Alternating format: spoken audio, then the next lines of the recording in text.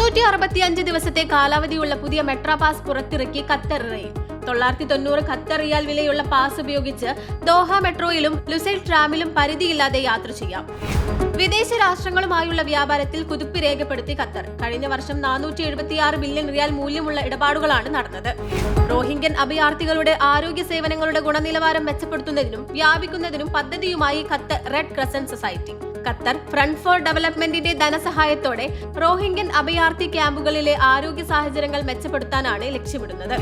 ഗസയിൽ വെടിനിർത്തൽ ലക്ഷ്യമിട്ട് ചർച്ച നടത്തി ഖത്തർ പ്രധാനമന്ത്രിയും വിദേശകാര്യമന്ത്രിയുമായ Sheikh Mohammed bin Abdulrahman bin Jassim Al Thani Egypt പ്രസിഡന്റുമായി കൂടിക്കാഴ്ച നടത്തി.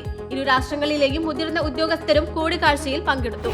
ഇസ്ലാമിക മതകാര്യ മന്ത്രാലയമായ ഔക്കാഫിന്റെ സക്കാത്ത് വിഭാഗം ജൂലൈ മാസത്തിൽ നൽകിയത് 4 കോടി ഖത്തർ റിയാലിന്റെ സാമ്പത്തിക സഹായം. രാജ്യത്തുടനീളമുള്ള 4500 കുടുംബങ്ങൾക്കാണ് ഈ ധനസഹായം എത്തിച്ചത്.